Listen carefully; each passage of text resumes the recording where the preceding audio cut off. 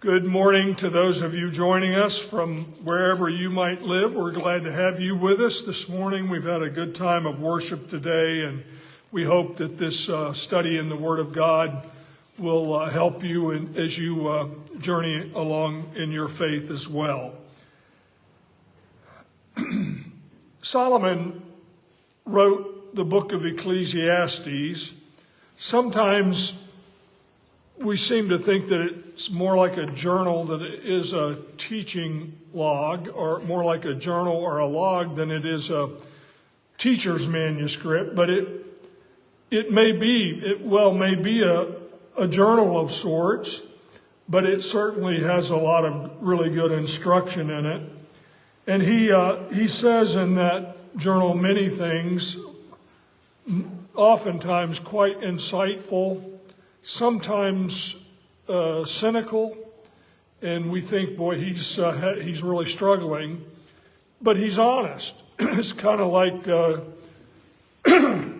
someone was saying this morning that in our prayers, especially in the prayers of the Old Testament, they just say it the way it is, and it's not always pretty, but it's right from the heart. And so King Solomon writes, "There is a time for everything, and everything on earth has a special season." Now that's from the New Century Version, and it's not quite as fluid as maybe the King James, which there was a popular song about this, you remember? Those of you who are my age, Turn, Turn, Turn, and who wrote it? I'm not leaving here till you tell me. I thought it was the Turtles, but evidently not. Well, really, it's not important that we know that, but they made a major hit out of it. And it was a great song right out of the Scriptures, words right from Scripture. And Solomon's vision in that particular Ecclesiastes chapter 3 and verse 1 was not specifically tied to the annual changes that we associate with the spring and the summer and the autumn and the winter. Whoever finds that, I know you're looking for it even as we speak. Shout it out, because nobody's going to hear a thing I say until we figure that out. Those of you my age, we can't believe we forgot that.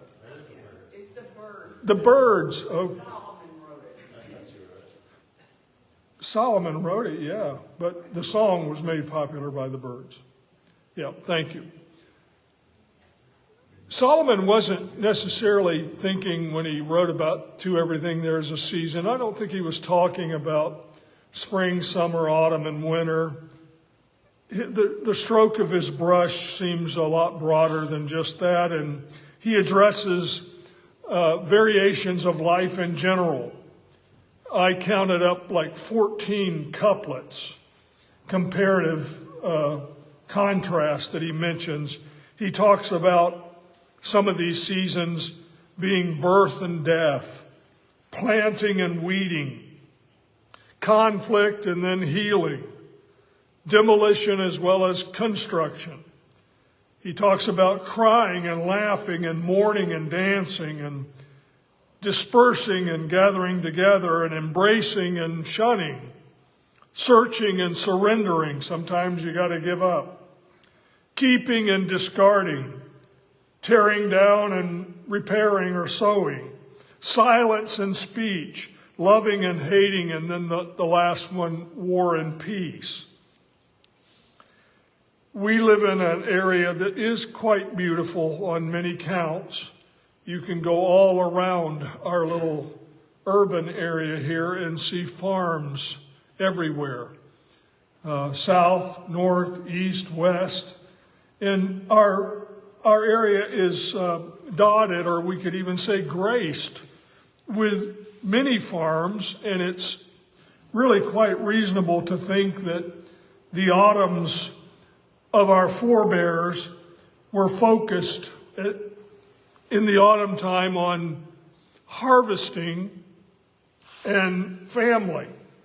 Not only the gathering together of crops and goods, but also the feasting together with their family. And so we spoke a couple of weeks ago about our own need to nurture within us not just a seasonal sense of gratitude like we might find when we come into the Thanksgiving season, but that we could somehow make it a pervasive sense of gratitude, that we're grateful all the time. And so now as we've moved into December and we're on a kind of a rapid sprint towards Christmas time, we find ourselves thinking on another level maybe about giving and about joy on a broader scope. While the precise date of Jesus' birth is debatable and probably will remain debatable forever and ever, I think we would be mistaken or we would be amiss not to recognize the importance of the birth of Jesus and to rejoice in it, even if we can't be certain exactly what day it was. It's worthy of celebration, the birth of Jesus. It's worthy of celebration on a year-round basis, although maybe you'll agree or not, maybe you'll disagree on this. The natural flow of our human makeup seems to be to seasonalize key events. For example, most of us have grown up in households where our parents loved us year-round, but most of us also enjoyed having our birthday celebrated in a special way, on a special day. When friends and sometimes family discover that my birthday is December 26th, they tend to sympathize with me, thinking that I've gotten cheated because my birthday is the day after Christmas. And I assure them that that's not so. In fact, I can proudly say, I hope my mom and pop can hear, we're in the hereafter, that I don't have a single recollection, not a single memory whatsoever of ever feeling neglected on my birthday on the day after Christmas.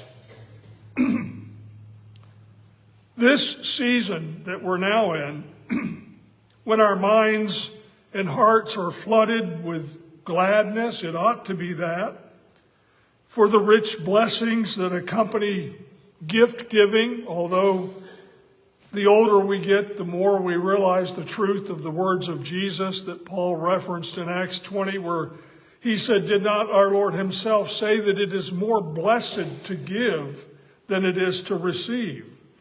So glad tidings fill the air as we blend our voices with heaven and nature, as we just sang, in singing a joy to the world.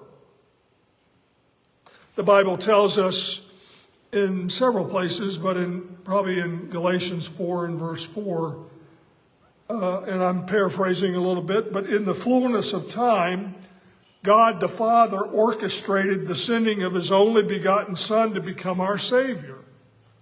God knew when the time was ripe, and when it became ripened, he sent his Son. The condescending of God the Son to be born of a woman and to immerse himself into the world of humanity then paved the way for the God-given babe in a manger to begin the work of atonement. That's where it all started.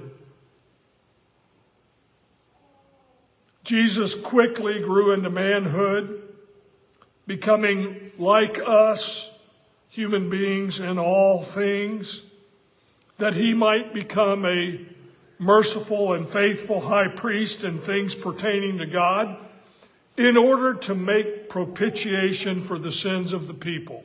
There it is again, Hebrews 2 and verse 17.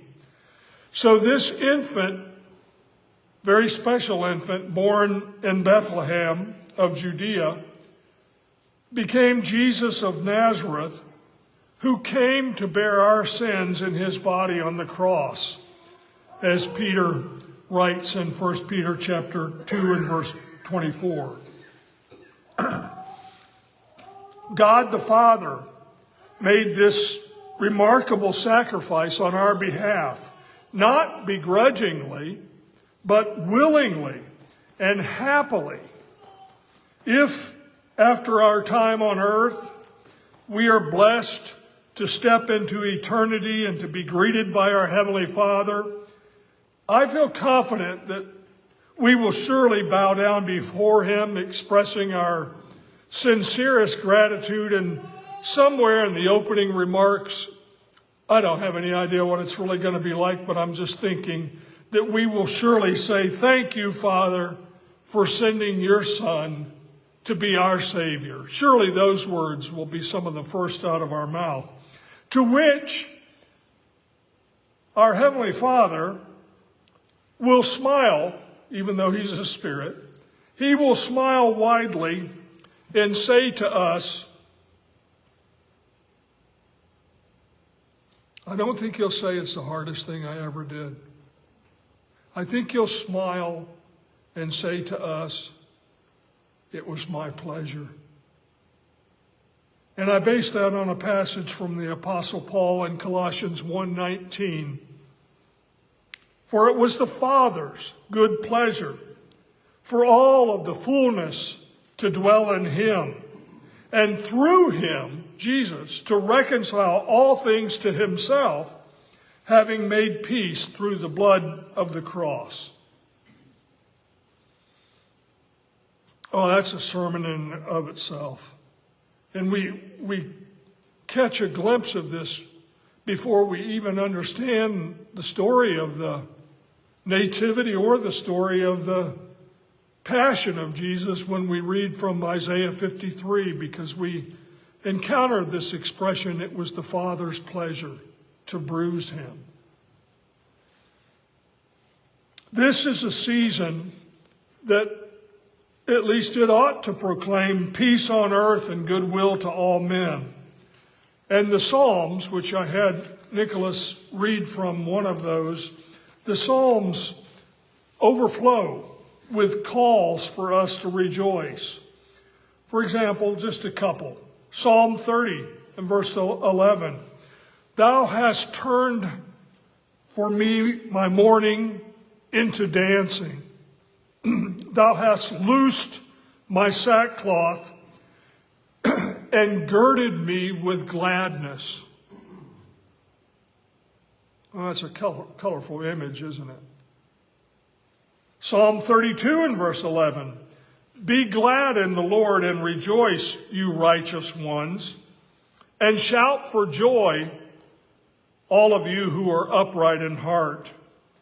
And I think, and we could comb through a bunch of other Psalms, but in the interest of time here this morning, I think our response might best be encapsulated in another one of the Psalms, Psalm 104 and verse 34, where the writer says, let my meditation be pleasing to Him. As for me, I shall be glad in the Lord. Solomon says in Ecclesiastes chapter 5 and verse 20, when he wrote this now famous book, he says, we could sit around thinking about getting older and older and older, but then he adds that God keeps us occupied with the gladness of our heart. Boy, how I hope that is true. And I hope we can help it to be true. Sometimes the older you get, the more you sit around and moan and groan. But Solomon says God keeps us occupied with the gladness of our heart. So the potential's there. Maybe we just need to reach in and grab it like we ought to. So what we emphasized a couple Sundays ago in the Thanksgiving season, when we talked about a pervasive gratitude, now becomes for us the quest to have a constant sense of joy. And that's not always easy. In fact, it's one of the big challenges. Tracy is teaching our class on the life you've always wanted, and he's got a bunch of things that he had Mark put on the board. We can call them Christian disciplines, or we can just call them seasons of life that we want to learn how to live better. And it wasn't on his board, but I think it's probably canopied under the word celebration. Joy. I don't know if you've ever thought about that as a Christian discipline. You would think, well, that would be a recess exercise, not a real assignment. But for those of us who are Christians, it becomes a real discipline sometimes to realize that we need to be a people of joy. Years ago, we had a young girl at camp, and she was just about as bubbly as could be, and she had a wonderful disposition for the most part, and she loved to sing. And one time I asked her, Leah Stevens was her name, and I said, Leah, I said, why are you so happy all the time? And she looked at me, and I don't remember us singing that song real in that context, but she said, because I've got the love of Jesus deep down in my heart. Leah, if your mom is listening, I hope your mom and dad will enjoy hearing about that. From the time she was a little girl, she could sing and she could smile. I hope we don't outgrow that. I hope that somehow that childlike sense of wonder that we've got the love of Jesus deep in our heart stays with us all of our days. Paul said this in Philippians 4 and verse 4. Rejoice in the Lord. Can you give the next word? Always. And again, I say, rejoice. Keep on rejoicing. My wife and I went to the theater recently to see the movie, I Heard the Bells. We haven't been out to a theater in quite a while, and so it was good to go, Jeannie and I, with one of her friends. One of her friends told us about a cool movie and sounded good, and so we went. I Heard the Bells. And it's a great film. It was produced by a group called Sight and Sound, whom some of us are a little bit familiar with that group because we have traveled on occasions to Lancaster, PA to see the theater production of Joseph, or maybe it was even before that of Noah. And really, really well done. Not only leave you speechless, but sometimes in tears. So this theater group, Sight and Sound, decided to venture into the world of cinematography, and they've done it. This is their premiere movie, or their first movie. And if you find it, it was playing here out in Niles at the Regal Cinema. I don't think it stayed there very long. It's one of these that has a limited budget, but anyway, let me tell you a little bit about it. It's a story that's set in Massachusetts in around 1860, just before the beginning of the Civil War, Cambridge, Massachusetts, and it peers into the life of one of our nation's greatest poets, Henry Wadsworth Longfellow. Maybe some of you can remember having been given assignments to read from his poetry. He wrote a poem about Paul Revere's Ride. Maybe you remember memorizing that, but you didn't know it was by Longfellow. But in July of 1861, Henry's wife passed away tragically and unexpectedly, and it was crushing to him. And he cries out, if God gave me the voice of a poet, then why did he take my poetry from me? He loved his wife. She inspired him so very well. And so he declares, I will never write again. This is our nation's poet laureate, the most foremost of any poet in America in that day.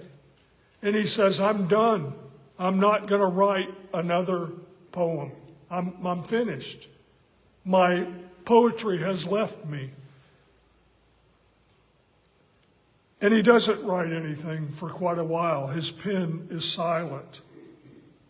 The movie depicts him as a man broken by life's tragedies. Some of us have been there. And all of us have friends and family who have been there. Life gets pretty heavy and we struggle sometimes and we face things that we just become overwhelmed with. And we are literally crushed by those. But finally, thankfully, Henry awakens from his heartache. And I'll not spoil the movie anymore. If you don't get to see it out at the mall, look for it to come somewhere where you can get it and watch it. It's probably already available on your Netflix or something like that. But watch the movie and get the other details. It's not just the passing of his wife. It's kind of a cumulative thing. It's the Civil War, and he's got a young son who wants to go off and fight for the Union and be a part of the process. And he does go, and I'll not tell you any more about that. But finally, Henry awakens from his heartache, and he writes this beloved piece of poetry, which later became a song. You can look that up too. Just look up, I Heard the Bells. Read the words and put them in the context that I've given you this morning. Now, I want to pause here, and I know it's Cover Dish Luncheon, and I'm not going to be long this morning, but I want to interject at this point what might be considered a sidebar to this story about this movie. But it's a sidebar which I think highlights one of the challenges of this thing we're after, that we're focusing on this morning, and that is having a constant sense of joy. Joy can sometimes be quite elusive, just runs away from us. When we went to the movie, we arrived and went into the foyer, and it was pretty crowded, but there was, not like I remembered, there was no ticket booth per se. There was nobody sitting behind a table taking tickets. It was all this automated kiosk. Now, most of those that had gathered on this occasion, maybe to take in this particular movie, at least I picked up that a lot of them in the foyer were there to see the bells. And the only workers at the theater that we got any sign of were behind the concession stand, raking in the money, as you can imagine, selling popcorn and soda for ridiculous rates. But that's the way they make their living, I guess. And so here we are, most of us somewhat geriatric in the foyer, expecting to go to a ticket booth and tell them what movie we want, or looking at the marquee and then telling them what we wanted. And on the marquee, we couldn't even find the movie. It wasn't on the marquee. And then we had to maneuver through the mechanics of trying to do all of it electronically. And when they spit out your ticket, I guess it has a seat number, but nobody pays attention to that. Keep that in mind just a moment here. So I was kind of standing there, and I really became chagrined, embarrassed, as I listened to the negative chatter. And I began to try to control silently my own feelings. I read from some guy recently that has written a book called Grit in My Gizzard. You can imagine what it is. It's a journal of things that really irritate you. And that, if I was writing a sequel to Grit in My Gizzard, this story would have been part there. It would go in the Grit in My Gizzard because that's where it was taking blossom in my. I wasn't saying anything at that juncture, but I wasn't happy.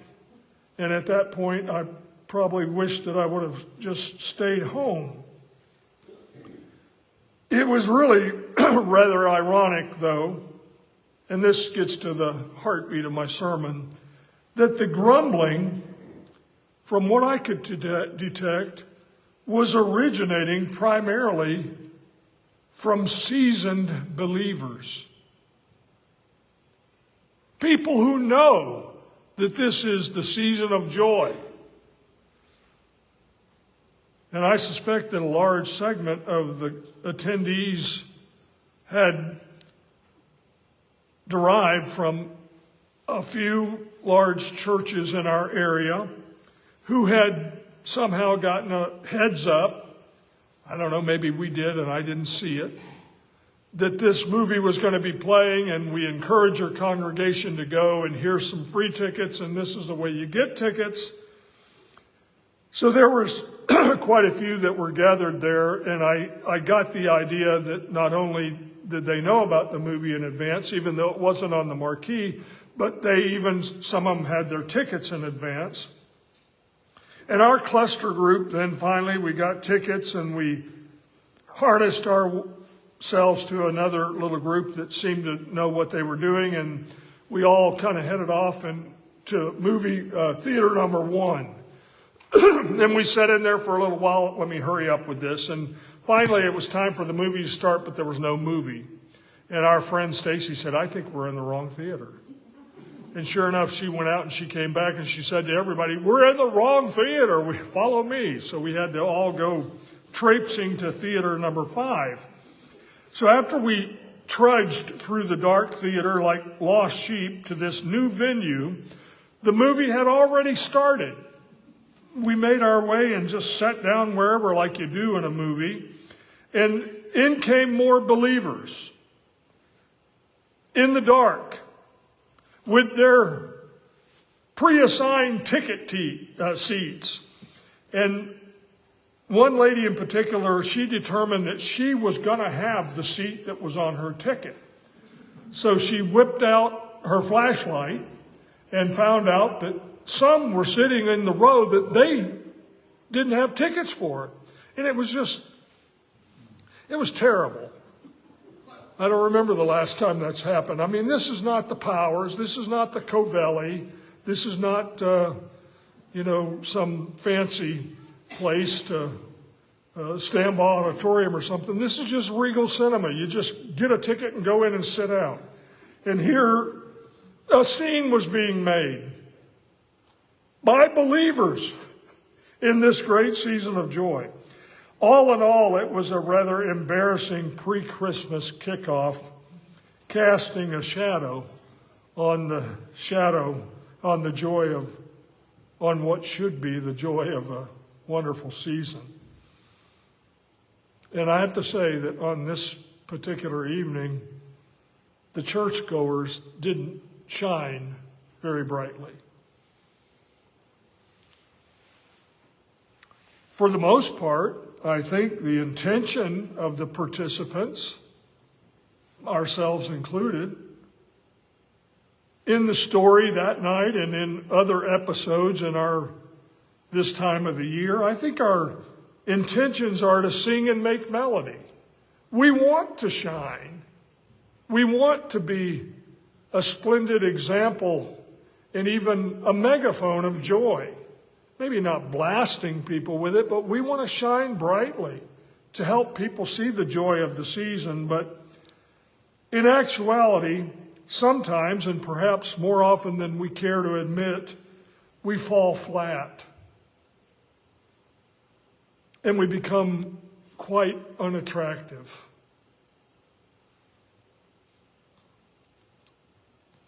So I stand here this morning imploring us to get our act together. One might be inclined to think that a sermon exhorting the church to be filled with joy and gladness would be tantamount to preaching to the choir. You all know that. Why do I have to spend time telling you that? But what I've noticed over the course of many years of preaching is that even the choir can sometimes sing off key. And somewhere in the movie, there was a line that somebody spoke on the screen about how the bells of Christmas were, at least metaphorically, the voice of the church.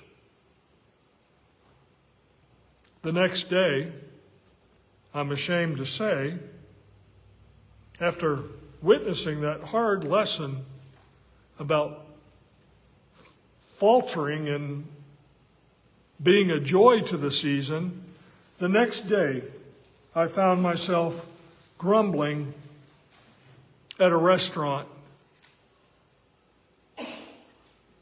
with some of my brothers and sisters, 8 of us. I got all bent out of shape because they couldn't seat 8 of us. They could seat 4 and they could seat 5, but they couldn't seat 8. It was like if we came in trying to give them good business, we had to go to the back of the line. I didn't say anything vulgar or anything like that, but I just pouted about it. And Jeannie gives me this evil eye, and I know I've done wrong. And maybe others of you did the same. So there I was, not learning from the movie night. We're to be a light, and here I didn't. You might as well put my light under a bushel basket. And then a couple days after that, I took my wife to a scope test she had to have, and they took forever to get her to where she was supposed to be. And I grumbled. I told the nurses, I said, we've been here since 9:30 and it's way past starting time. And the nurse had the audacity to say, sometimes we have trouble with the people ahead of her. They might run into trouble. And my wife gave me that look again. I'm telling you, I'm ashamed that I need that look so often, but I've got this suspicion that I'm not alone. I may have more of a problem with this than you do, but I think we all struggle with this. We know the right thing to do. We know what Philippians 4:4 says, rejoice always, and I say it again to you, rejoice in the Lord. But somehow, some way, we find a way to mess up a season of joy. So a couple more lines, and then we'll close in prayer. And if you'll permit me to be very frank, in fact, I'm going to be frank whether you let me or not, but I want to conclude what I'm saying, and I'll try to be kind, but I want to be firm to all of us. And I'm talking here first and foremost to myself. I've already laid myself bare here to show you that I really needed this lesson. In this season of joy and gladness, when you mingle with others, if you choose to go around being grumpy, it might just be good for you to stay home. But if you do venture out to go see a movie, or go shopping, or dine out, or whatever it is that you might choose to do, opt to do in this season of joy, if you should find yourself behaving like a Grinch or a Scrooge, please don't let others know that you're a Christian. And I say that with more than a tinge of sarcasm, and hopefully with a little bit of a smile on my face, because I want you to let others know that you're a Christian, but not if we're going to behave like that.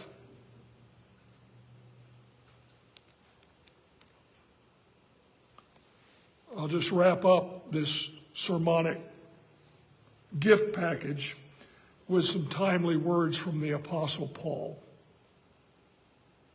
Conduct yourselves with wisdom towards outsiders, making the most of the opportunity. Let your speech always be with grace, seasoned as it were with salt, so that you may know how you should respond to each and every person. I think of Jesus on the Sermon on the Mount saying, "You are the light of the world." I think of Paul saying to the Ephesian church in Ephesians 5, I don't know, around verse 3 maybe, where he said, "Walk as children of light." It's a season of joy. Let them see your light. But whatever you do, be joyful. Would you bow in prayer with me?